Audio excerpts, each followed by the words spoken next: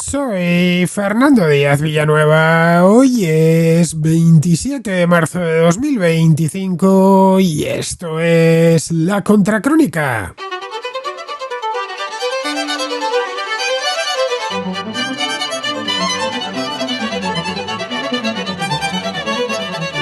Este lunes, un artículo publicado por Jeffrey Goldberg, editor en jefe de The Atlantic, ha destapado una de las filtraciones relativas a la seguridad nacional más sorprendentes de la historia reciente de Estados Unidos.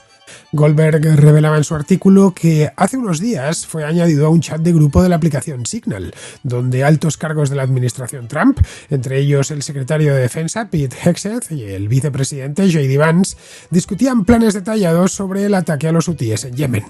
Este evento, rápidamente bautizado como Signal Gate, ha desatado una tormenta de críticas y ha hecho que muchos se pregunten sobre las medidas de seguridad del nuevo gobierno respecto a la información de alto secreto.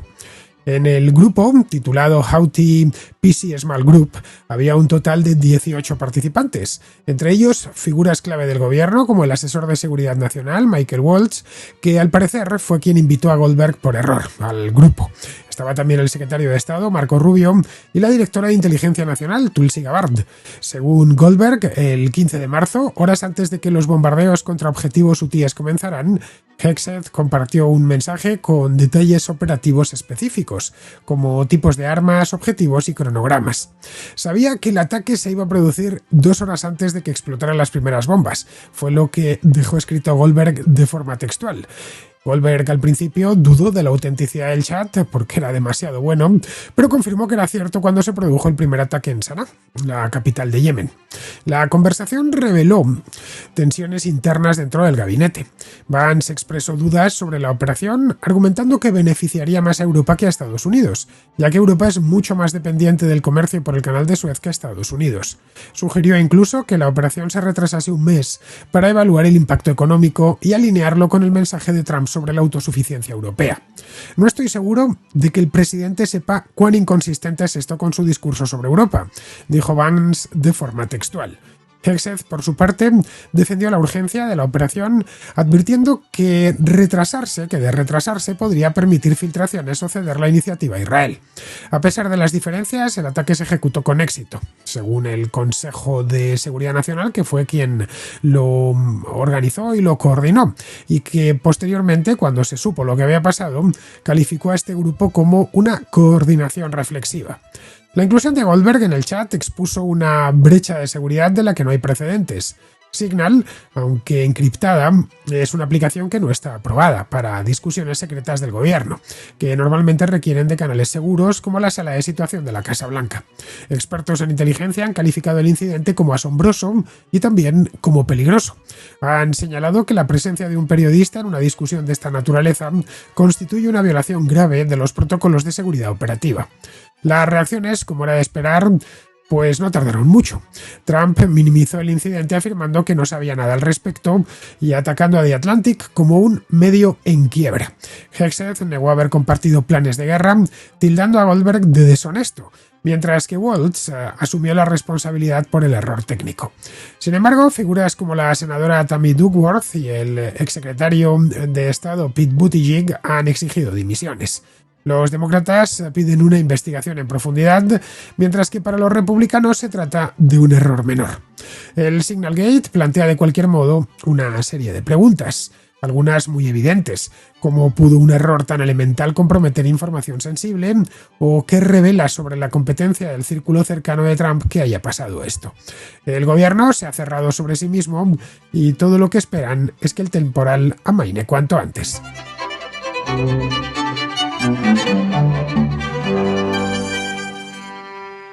Este lunes estalló un escándalo un tanto peculiar en Washington y sobre todo aparte de peculiar peculiar iba hasta la fecha único porque nunca antes se había producido un escándalo de estas características. El escándalo aparte de peculiar, ya digo, ha sido inesperado.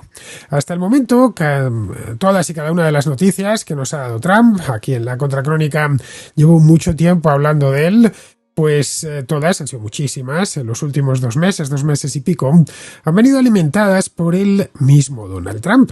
que es, como bien sabemos, pues un consumado artista a la hora de llenar las noticias, de llenar las portadas de los periódicos y de llenar los informativos de televisión, es decir, de llevar la agenda informativa por donde él quiere que discurra, al menos. Lo de este lunes ha sido distinto, esta vez ha ido a remolque, están yendo a remolque porque esta historia ahora mismo, la prensa estadounidense pues está al máximo, es uno de los grandes temas que tienen los periodistas en los periódicos en Estados Unidos en estos momentos. Bien, ha sido distinto porque aparte de que no se había visto nada igual, le ha pillado completamente inalvis a Donald Trump y a su propio gobierno. A primera hora de la mañana del lunes, el diario The Atlantic, seguramente muchos de vosotros lo conoceréis, es posible incluso que algunos seáis lectores de este diario. Es una revista muy popular, también muy antigua, aunque últimamente es conocida por su versión digital, su versión web. Pero vamos, la revista The Atlantic tiene, no sé si 200 años de historia, pero se le acercan, es de 1850, una cosa así, cuando fue fundada por primera vez, y desde entonces pues ha tenido una vida, como podemos ver, bastante larga. Era una revista mensual y luego, llegado el momento, pues dio su salto a internet, que es donde están en estos momentos y desde hace ya unos cuantos años, con bastante éxito, por cierto. Bueno, es muy popular, es de tendencia demócrata, y lo que publicaba esta revista en portada era un artículo de su editor en jefe, es decir, de su director, que se llama Jeffrey Goldberg. Jeffrey Goldberg no es un redactor novato, ni mucho menos, ni un director que acaba de llegar al puesto, es un periodista ya de 60 años, con mucha experiencia y cierto renombre, que antes de pasar por The Atlantic estuvo en Bloomberg y antes de eso estuvo en el New Yorker. Vamos, un tipo que tiene cierta reputación dentro de la prensa estadounidense. Pues bien, ¿qué contaba Goldberg? Porque en principio sus asuntos tampoco son, las historias que llevan no suelen dar lugar, por regla general, a escándalos como este. Lo que contaba Goldberg era que el pasado 11 de marzo, es decir, no hace tanto tiempo, estamos a día 27, le invitaron a unirse a un grupo de Signal. Una aplicación, seguramente muchos la conoceréis, que tiene es una tipo WhatsApp, tipo Telegram, que tiene un tipo de cifrado muy seguro. Quien le invitaba era un tal Michael Waltz. Así es como se llama, Michael Waltz, el recién nombrado asesor de seguridad nacional. Goldberg, por supuesto, aceptó la invitación sin ningún problema, pero lo hizo con mucha cautela. Sospechó que aquello se trataba de una celada para una de dos, o sacarle información o entregarle información falsa.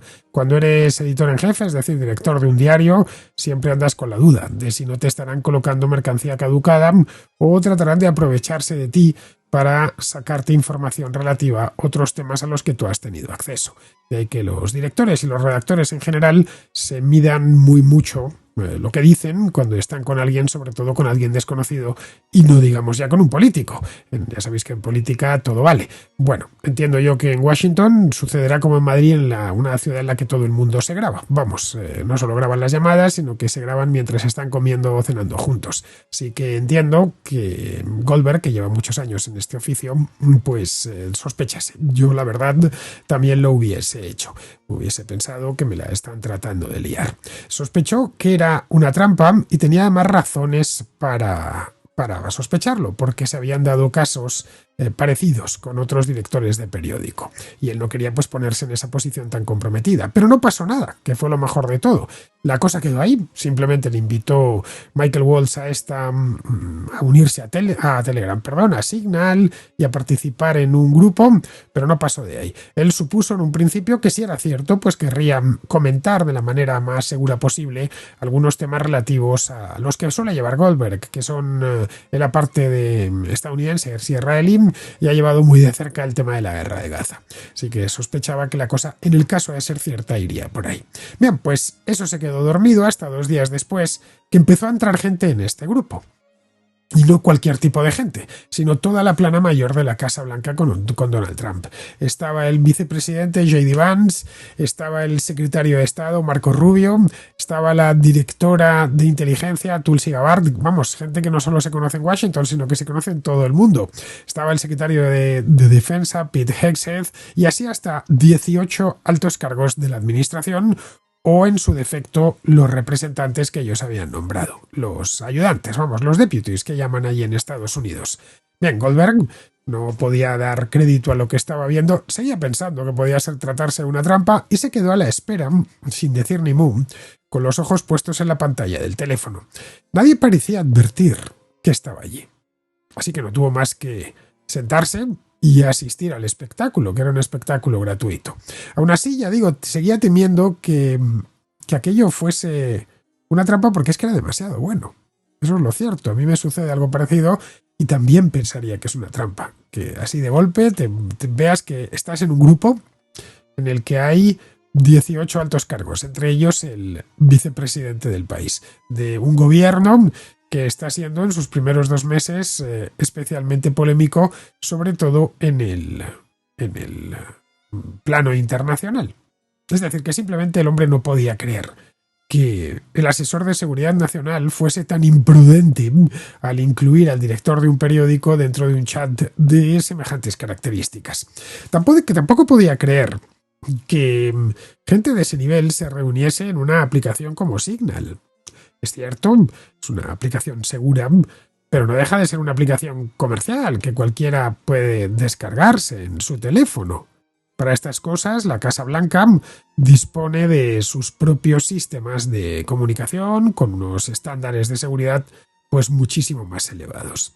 Bien, a partir de ahí, él se quedó, vio que la cosa iba en serio y el día 14 empezó la fiesta.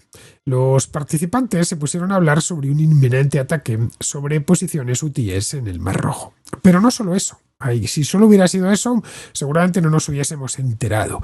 Pero no, también debatieron largo y tendido entre ellos sobre la necesidad de hacerlo, sobre si compensaba o no compensaba atacar a los hutíes. La cuenta de J.D. Vance, todas estas capturas de las cuentas las ha aportado, por supuesto, en el artículo de The Atlantic del que os hago referencia. Naturalmente están y se pueden ver. Bien, a las 8:16 de la mañana intervino J.D. Vance, que era el pez más gordo que había en ese grupo, que decía textualmente, esto, claro, hizo que saltasen todas las alarmas y que se pellizcase Goldberg por lo que estaba leyendo. Decía, el 3% del comercio estadounidense pasa por el canal de Suez, pero el 40% del comercio europeo pasa por ahí. Es decir, y esto también es textual, lo que decía Vance era que existe un riesgo real de que la opinión pública no entienda por qué esto es necesario. La razón más poderosa para hacerlo, de nuevo textual, es, como dijo el presidente, enviar un mensaje. No estoy seguro que el mensaje, que el presidente sea consciente de la inconsistencia de esto con su mensaje sobre Europa en este momento. Existe, de nuevo textual de Vance, el riesgo adicional de que veamos un aumento moderado o severo en los precios del petróleo. Estoy dispuesto a apoyar el consenso del equipo y guardarme estas preocupaciones para mí, pero hay sólidos argumentos para retrasar esto un mes, para informar sobre la importancia de esto y para analizar la situación económica. Como veis, es un mensaje largo, desde luego mucho más largo de lo que uno esperaría en un tipo de un chat de estas características, en la que casi todo eran lo que hemos podido ver, lo que se ha publicado, eran acrónimos y contestaciones breves, es decir, un chat operativo. 11 minutos más tarde, a las 8:27, entró la cuenta de Pete Hegseth, el secretario de Defensa, para responder a Vance diciéndole: vicepresidente, es decir, VP, que es como ellos se refieren a su vicepresidente. Entiendo sus preocupaciones y apoyo plenamente su planteamiento al presidente. Consideraciones importantes, la mayoría de las cuales son difíciles de predecir. Economía, paz en Ucrania, Gaza, etc. Creo que el mensaje será difícil pase lo que pase. Nadie sabe quiénes son los hutíes, por lo que debemos centrarnos en esto. Y pone 2 puntos. 1. Biden fracasó. 2. Están financiados por Irán. Y ahí se termina su intervención. No lo sé, quizá Hegseth no sabe quiénes son los hutíes, pero el resto del mundo sí que lo sabe. Especialmente los armadores que tienen que meter sus barcos por el Mar Rojo. Los hutíes, por si acaso queda alguien que no lo sepa, me consta que aquí en la Contracrónica nadie, porque la audiencia de este programa es muy ilustrada, pero por si acaso hubiese alguno. Son una organización terrorista, extraordinariamente sanguinaria, cuyo lema es textualmente: Alá es grande, muerte a Estados Unidos, muerte a Israel, maldición a los judíos, victoria al Islam. Ese es el lema que tienen. Se sabe de ellos desde hace años, por su papel en la guerra civil yemení.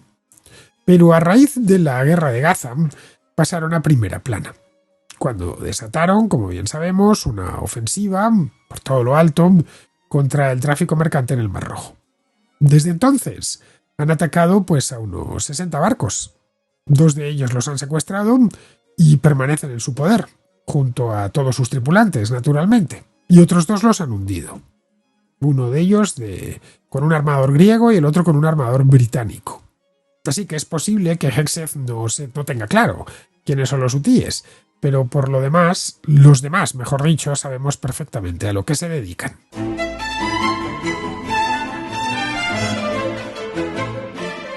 La cuestión es que el intercambio de pareceres continuó durante un buen rato. Decía que no le parecía oportuno esperar un mes, lo decía Hegseth, porque había 2 riesgos. El primero, que se filtrasen los planes, ya estaban siendo filtrados en ese mismo momento, pero ellos no lo sabían. Y el segundo, que Israel tomase la iniciativa y se desmoronase el alto el fuego en Gaza, que se desmoronó igualmente 4 días después, el 18 de marzo exactamente. Vance respondió a las 8:45 diciéndole a Hegseth que adelante, que no había problema, que si creía que debía hacerse, pues que se hiciese, que lo hiciesen sin más, pero que detestaba, y esto de nuevo es textual, tener que rescatar a Europa otra vez. Hegseth respondió a las 8:48, 3 minutos más tarde, diciendo lo siguiente: VP, es decir, vicepresidente, comparto plenamente su rechazo al oportunismo europeo. Es patético, lo de patético lo pone en mayúsculas. Pero Mike Waltz tiene razón, somos los únicos en el planeta que podemos hacer esto, capaces de hacer esto. Nadie más lo puede hacer. Goldberg en este punto estaba realmente confundido. Era demasiado bueno, como os decía antes, lo que estaba leyendo. Estas veces que no sales a por la noticia, sino que la noticia te viene a buscar a ti, además de forma completamente involuntaria e inesperada. Así que, bueno, se mantuvo a la espera y un día más tarde el gobierno informó, ya oficialmente, que se habían, atacado una serie que el presidente, mejor dicho, había ordenado atacar una serie de objetivos en Yemen. Goldberg lo que hizo en ese punto fue cruzar la información del grupo, en el que también, por supuesto, se ofrecieron detalles con los objetivos en sí mismo, el cronograma de actuación, el modo de proceder, etc. Pero esa información no lo ha publicado. Además, en el mismo artículo dice que no le parece bien porque eso pondría en riesgo a los soldados estadounidenses y la propia seguridad nacional. Y por supuesto que no está dispuesto a hacer eso. Así que, una vez había cruzado lo que él tenía leído en ese grupo, más lo que había pasado en el mundo real, pues concluyó que era cierto. Goldberg abandonó el grupo y escribió entonces a Michael Waltz, que era quien le había invitado. Pete Hegseth y Tulsi Gabbard también se unieron a este grupo selecto de los que habían recibido un correo de Goldberg, es decir, que una vez salido del grupo corrió a informar de lo que había pasado. Les escribió a los 3 un correo preguntándoles, lo primero de todo, si ese grupo era real. Y de ser así, ¿por qué le habían incluido? Es decir, si aquello fue una simple casualidad o fue algo a propósito. Por alguna razón que a él se le escapaba, pues querían que un periodista cercano, por lo demás, al Partido Demócrata, pues presenciase aquel espectáculo. También les preguntaba si era habitual que utilizasen Signal como servicio de mensajería para este tipo de operaciones, que son operaciones francamente delicadas. Brian Hughes, que es el portavoz del Consejo de Seguridad Nacional, respondió horas después, confirmando la veracidad de este grupo de Signal. Lo que vino a decir Hughes es que le parecían una cadena de mensajes auténticas y que estaban investigando cómo se había añadido el número de este periodista, Jeffrey Goldberg, a la cadena. Esto lo hizo a través de un comunicado. En ese punto lo que hizo Goldberg fue redactar su artículo y correr a publicarlo, como hubiese hecho cualquier periodista, con semejante bombazo entre las manos. El bombazo se transformó en un escándalo, estaba servido en el momento en el que eso saliese a la luz, y es algo que ha hecho las delicias de los demócratas, que llevan 3 días pues divirtiéndose de lo lindo con esta historia. El propio Trump, preguntado por el tema, que le debió pillar de sorpresa, quizá le habían avisado antes. El hecho es que una vez le preguntaron lo que vino a decir, bueno, respondió muy airado diciendo que The Atlantic es un medio quebrado, la ruina, vamos. Lo cual no es cierto. The Atlantic, de hecho, es un ejemplo de cómo una publicación pasa de pérdidas a dar beneficios en apenas 3 años. En 2020-21 era un periódico que estaba, revista, mejor dicho, digital, que estaba al borde de la quiebra, así que el propietario contrató a un director ejecutivo llamado Nick Thompson, que recibió la aprobación para poner en marcha un plan de ajuste y viabilidad que afectaba tanto a las fuentes de ingresos, es decir, la publicidad y las suscripciones, como al aspecto editorial. En la parte de la publicidad, lo que decidió Thompson es olvidarse de la publicidad programática, que estaba dejando ya muy poco dinero, es decir, no quería que le ocurriese lo mismo que le había ocurrido a Vice, y centrarse en una serie de anunciantes concretos con los que negociar buenos acuerdos publicitarios. Y en el de la suscripción, lo que hizo fue subir un 50% de golpe el coste de la suscripción. Se plantearon si realmente había gente al otro lado que estaba dispuesto a pagar un poco más, bueno, en este caso mucho más, por leer The Atlantic, y descubrieron que sí. En la parte editorial se olvidaron de la actualidad diaria, que está más que cubierta por las agencias y por la prensa generalista, y se concentraron en grandes temas, eso sí, tratados con mucha más profundidad. El resultado fue eso que os decía, fue algo casi milagroso, porque pasó The Atlantic de dar pérdidas, de estar bordeando la quiebra, a dar beneficios. Esto fue una cosa que llamó mucho la atención entre los periódicos y los periodistas estadounidenses, ¿no? Pasar de números rojos a números negros en tan poco tiempo pues no es una cosa muy habitual en este sector. Entre medias, además, se ha llevado 3 premios Pulitzer por la calidad de su contenido. Los premios Pulitzer no ayudan a pagar las facturas, pero sí a un periódico o una revista le dan mucho prestigio. Y sirven como reclamo, evidentemente, publicitario para las suscripciones. Hoy las suscripciones constituyen el 2/3 de los ingresos de The Atlantic. Tienen casi 1 millón de suscriptores y el año pasado facturaron $100 millones.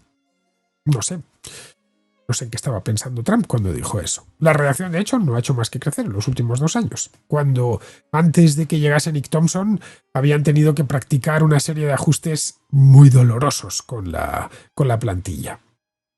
Vamos, lo de The Atlantic es una muestra de que el periodismo bien hecho y de calidad pues no está en crisis en absoluto.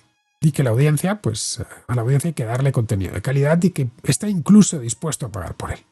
Pero bueno, Trump se debió quedar en 2020 o 2021 cuando atravesaban problemas económicos y no lo ha actualizado. Sobre el tema en cuestión, la Casa Blanca insiste en que no apareció información clasificada en este chat. Tulsi Gabbard y John Ratcliffe, que es el director de la CIA, aseguraron el martes en una audiencia en el Congreso que no había nada que temer al respecto, que no había salido nada delicado, nada especialmente sensible, nada top secret en aquella conversación, nada que involucrase a la seguridad nacional. No obstante, era llamativo ver a Tulsi Gabbard, reputada enemiga del Estado Profundo, el Deep State era reputada enemiga del Estado Profundo antes de convertirse en directora de Inteligencia Nacional, claro. Pues era llamativo verla ofuscarse tanto con este tema, con el contenido del chat. Es evidente que lo mismo y su contrario, pues afecta a la percepción dependiendo de dónde uno esté. No estaría mal que alguien se lo recordase a Tulsi Gabbard. ¿Qué hubiera pasado? ¿Cómo se hubiera puesto en el caso de que los sorprendidos por en un renuncio como este hubieran sido, pues, la plana mayor de Biden? No quiero ni pensarlo. No quiero ni pensarlo en el caso de Tulsi Gabbard, que era muy sensible. Antes de formar parte de la administración era muy sensible a este tipo de cosas.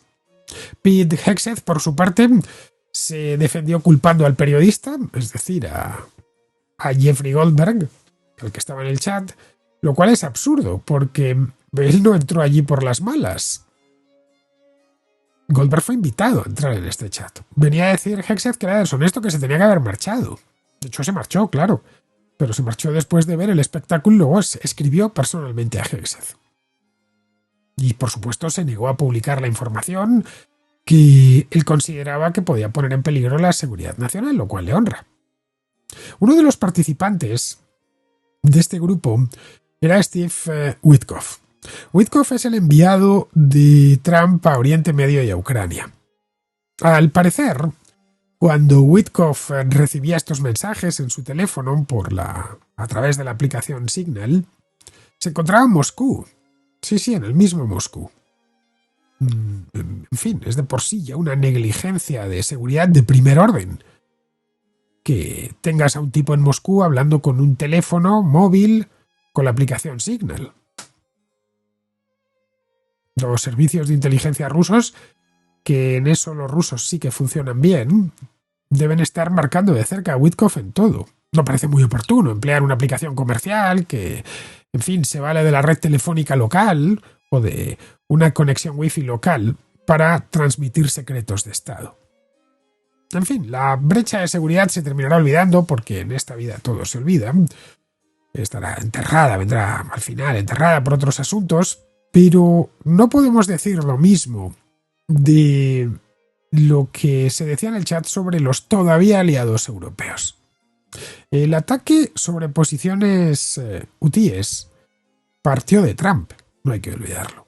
En ese grupo simplemente se discutían detalles y Vance se encargó, pues como pasó con el presidente de Ucrania, con Zelensky hace un mes, se encargó de enturbiar aquello.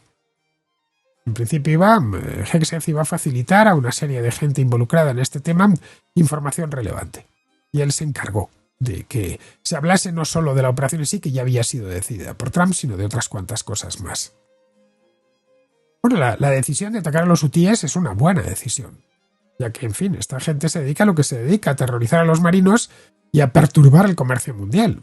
Bueno, aparte, por supuesto, de disparar contra buques y contra aviones militares estadounidenses. Eso es algo que pues nadie debería hacer sin pagar un precio. Pero el vicepresidente, Vance, cuestionó abiertamente la decisión de Trump, cuando dijo aquello de que solo el 3% del comercio estadounidense pasa por el canal de Suez, mientras que el 40% del comercio europeo lo hace. Eso pone en muy mal lugar a Estados Unidos. No ya como aliado, que por supuesto, sino como garante de la libertad de navegación.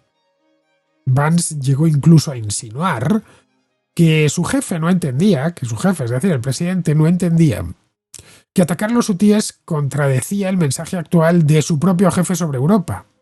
Aquello que decía de simplemente detesto que tener que rescatar a Europa otra vez, pues yo creo que habla por sí solo. Solo esa frase.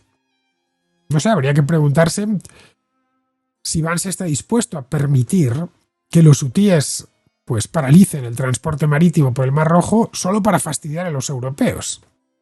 La lección que los europeos, y no solo los europeos, también otros aliados de otras partes del mundo, extraerán de este episodio, han extraído ya de este episodio, es que los altos cargos de la administración Trump están, aparte de que tienen una auténtica fijación con Joe Biden, una cosa malsana, pues que aparte de eso terminen asumiendo que su relación con Estados Unidos ya no se basa en una serie en una comunidad de valores y de intereses.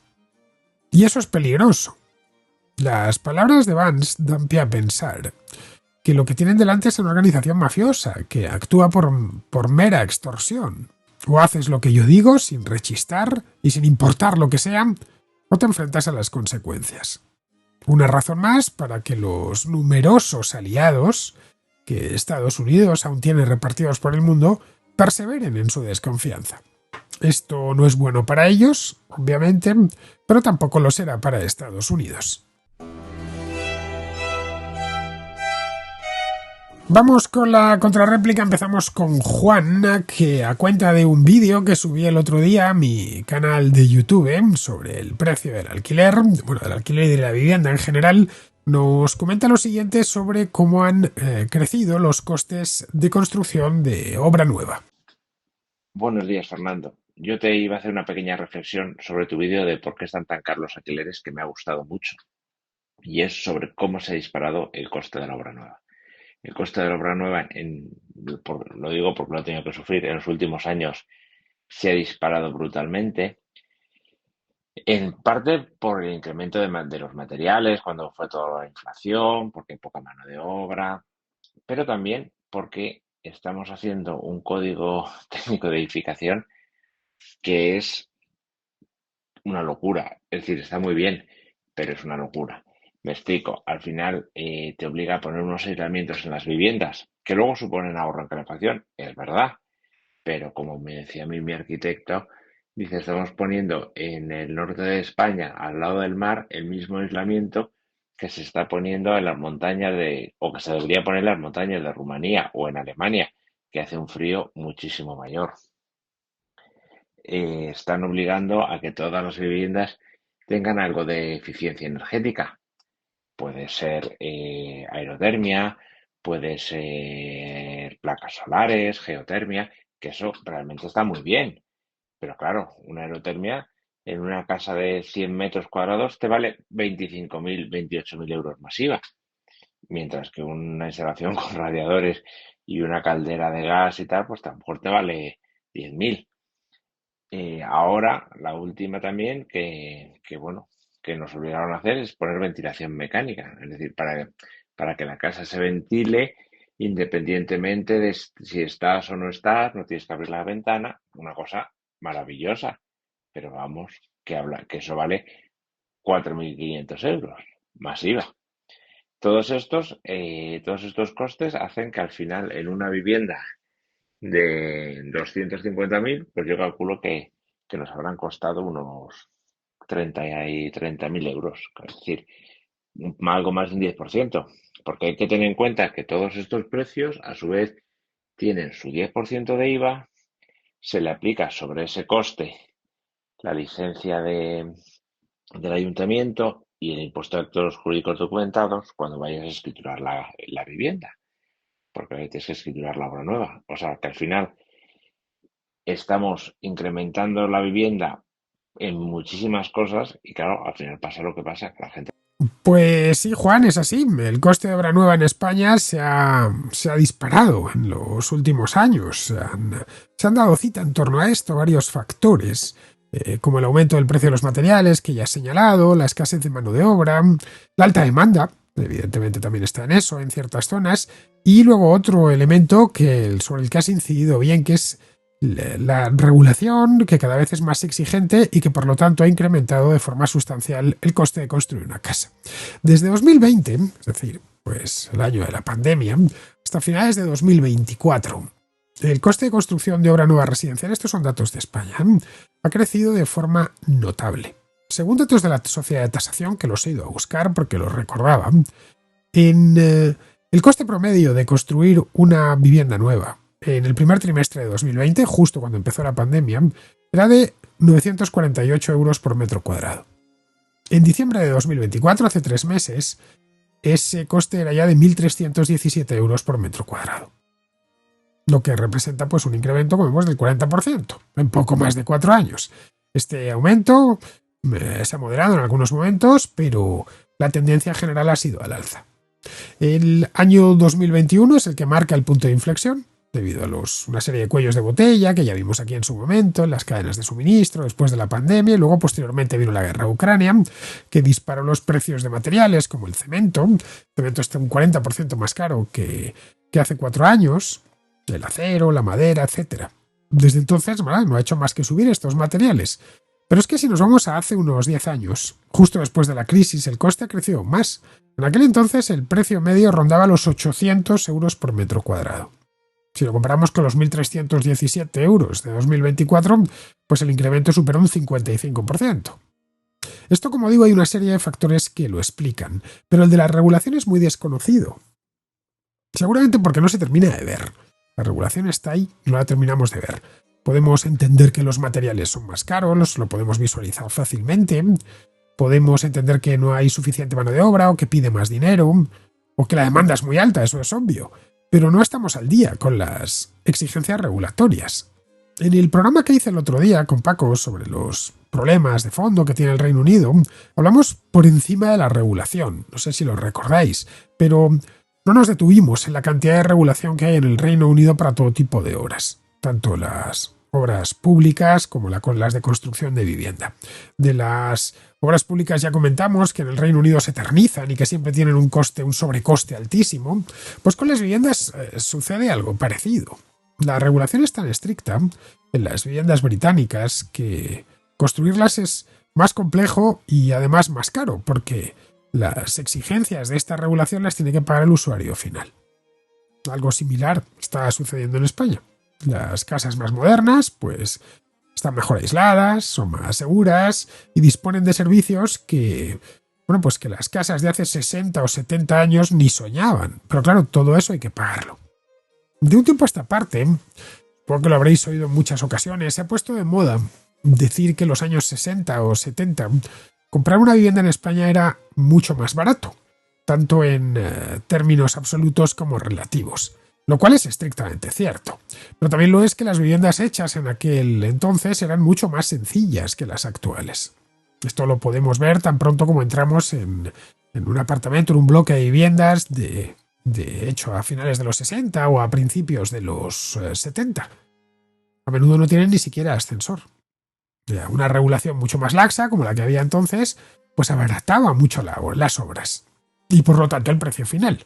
Es decir, que nuestros abuelos podían efectivamente comprar una vivienda en Madrid o en Barcelona, pero no tenía seguramente ni ascensor, ni plaza de garaje, ni piscina, ni otras muchas comodidades con las que se entregan las viviendas hoy.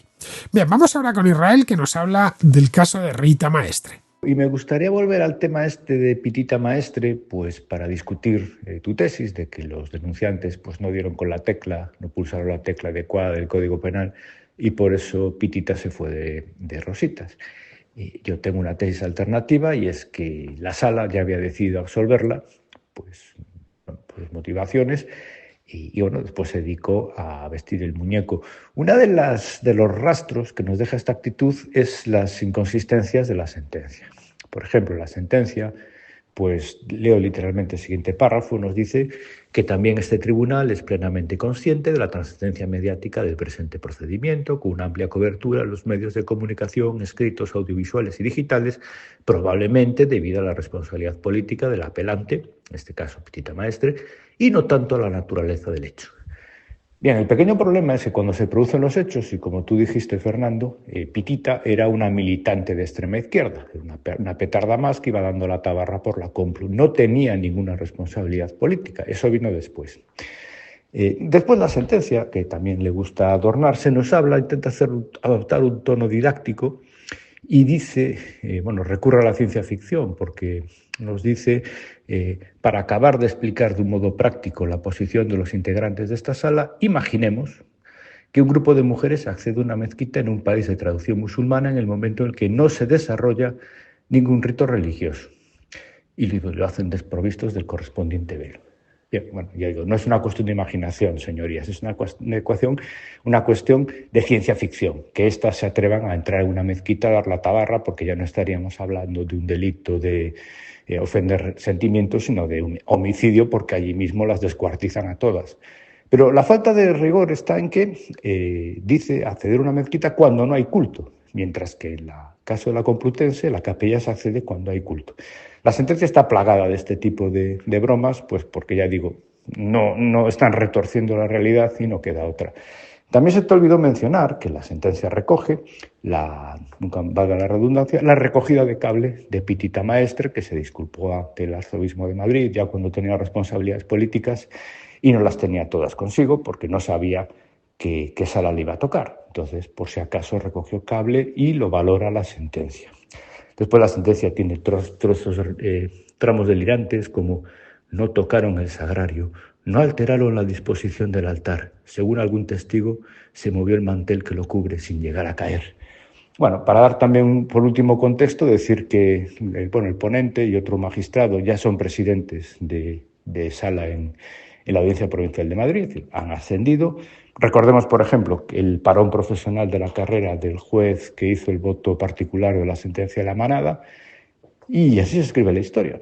Podemos cansarnos de explicar que, bueno, es que no dieron con la tecla cuando son unas causas. Recordemos también que la misma semana que se absuelve a Pitita le caen 4 años de cárcel que se fueron para adentro los fachas que fueron a dar la tabarra blanquerna. Allí sí, se ve que los abogados de la parte demandante dieron con la tecla. De hecho, hasta el delito de odio le cayó a los fachas, lo cual nos demuestra pues que es una ley del embudo más que evidente. Podemos, como haces tú, Fernando, vestirla de no, se ha equivocado usted, no ha dado con la tecla, o buscar, como en el caso de la navaja de Ockham, la explicación más sencilla. Hay un doble rasero de manual. Yo no dije, Israel, en ningún momento que los que denunciaron a Rita Maestre por lo de la Complutense no habían pulsado la tecla adecuada. Vamos, que es que esto está en el archivo y es de hace 3 días, así que podéis comprobarlo por vosotros mismos. De hecho, pulsaron la tecla que les daba el Código Penal, concretamente uno de sus artículos, el 524, ya que el otro que contempla este delito, el 525, tiene que ver más con el escarnio que con la profanación, que es lo que en todo caso hizo esta mujer. Bien, lo que hizo Rita Maestre en esa ocasión, vamos a recordarlo, fue entrar en una capilla, y consagrada, por supuesto, mientras se decía misa. Es decir, era un lugar sagrado, y enseñar sus vergüenzas al tiempo que decía procacidades contra la religión católica. Luego pulsaron la tecla adecuada. De hecho, la única que tenían. Así que yo no he vestido nada, Israel. Yo soy dueño de lo que digo, no de lo que tú entiendas, Israel. Y ahí tienes el programa del otro día como prueba. Aquí, en la contracrónica, queda todo grabado, yo no borro nada, queda tal cual. Por lo demás, parece mentira que sigamos hablando de algo que sucedió hace casi 15 años, porque es que los hechos fueron en 2011 y que se juzgó hace 9, en 2016. La denuncia partió del Centro Jurídico Tomás Moro. Se admitió a trámite y se procesó a Maestre. La Fiscalía también se sumó a la acusación y pidió incluso prisión para Maestre. Recordémoslo, que le pedía lo máximo que figura en el código, que era 1 año de prisión. Era algo que fuera llamativo porque, bueno, a todos los de la gente de izquierdas pues les parecía completamente excesivo. La Fiscalía, ya digo, esto era una cosa que no venía de la acusación del Centro Jurídico Tomás Moro, sino de la Fiscalía. Bueno, el artículo 524 prevé esa pena. Maestre se defendió diciendo pues que se trataba de una protesta pacífica, que su intención no era ofender en ningún caso y que todo lo más cuestionar la presencia de la religión en la universidad. Pidió disculpas, por supuesto, por si alguien se había sentido herido. Testificó entonces el capellán y dijo que Maestre era la cabecilla del grupo y que, por supuesto, los presentes se habían sentido ofendidos. Además de eso, es que había fotografías que se habían hecho en aquel momento. 2011 es cuando empiezan los teléfonos móviles a incorporar cámaras. Entiendo que era una foto la que circuló por internet hecha con una de esas cámaras antiguas de los móviles, no de mucha calidad.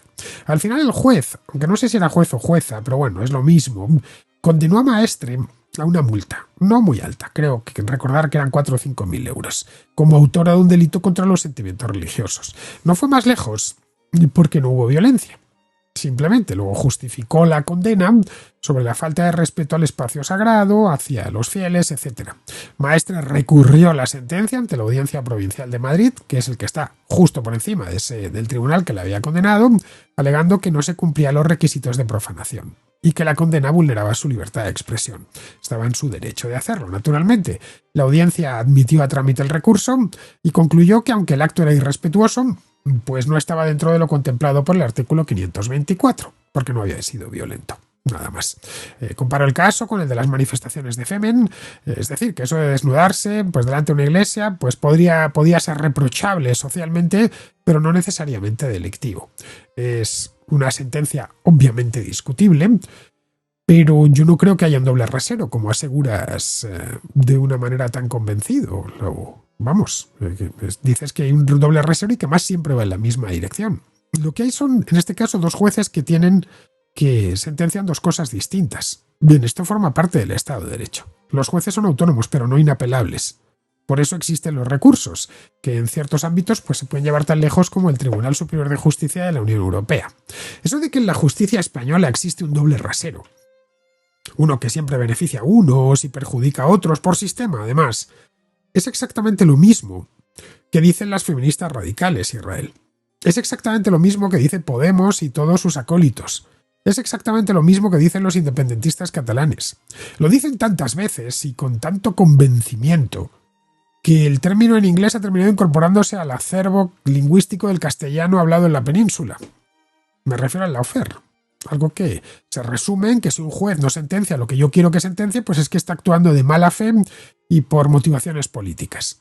Pero bueno, nada de lo que extrañarse, la verdad. La derecha identitaria en España lleva un tiempo podemizándose. Y no solo ya por las turbas que se dedican a pulular por las redes y a propinar castigo a los disidentes, a quienes osan discutirles, también por cosas como esta del lawfare.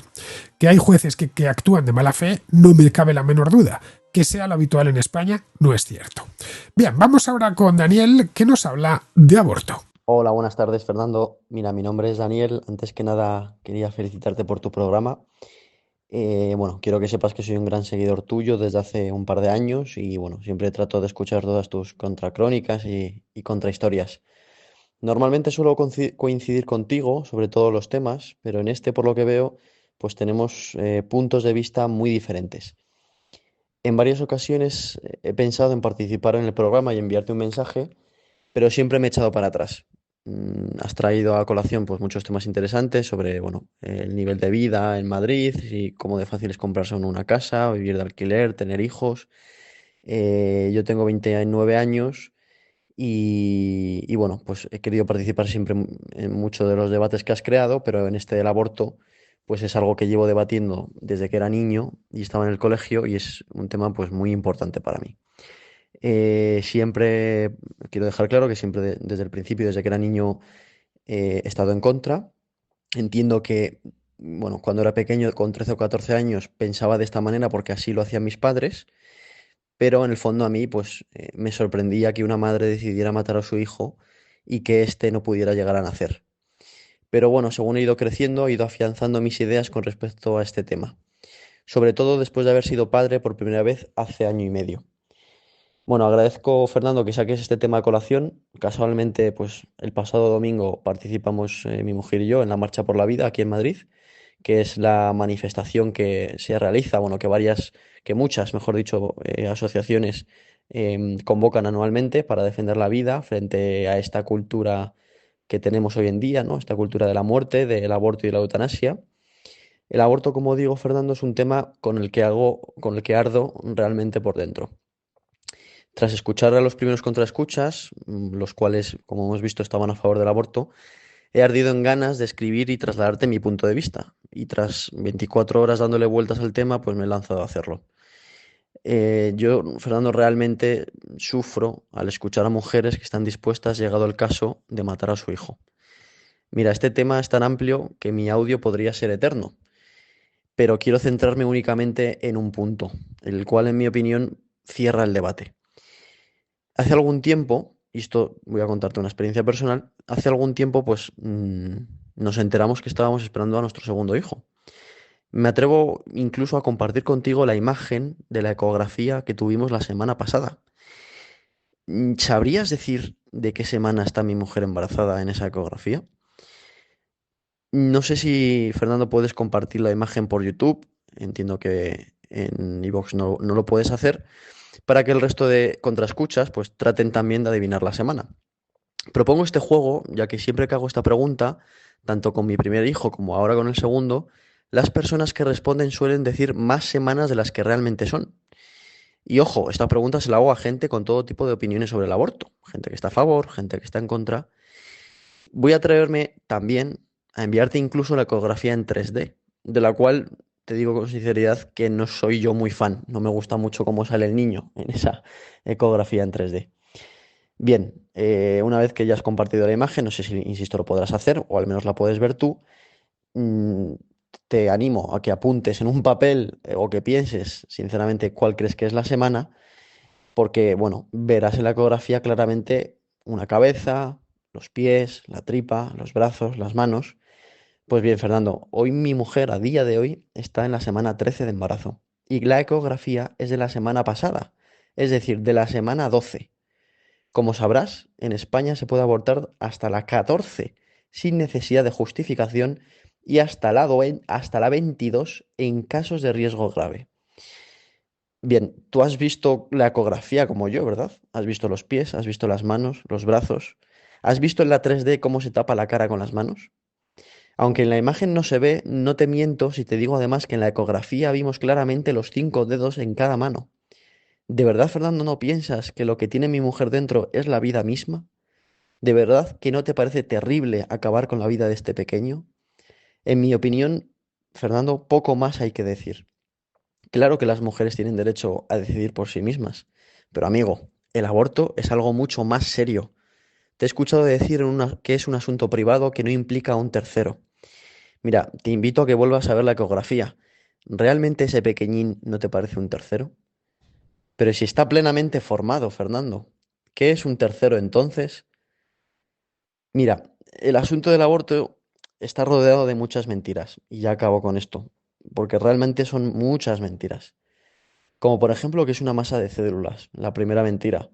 Una masa de células será los primeros días, pero al mes ya tiene muchos órganos. Como puedes ver, a las 8 o 12 semanas, ya ni te digo. Otra es también que muchas mujeres no sufren o no tienen grandes traumas después del aborto. Esto se lo he escuchado a una contraescucha que escribió el domingo. ¿De verdad? Quizás no tengan estos traumas ahora, pero ¿realmente crees que el matar a tu propio hijo no deja huella en una mujer?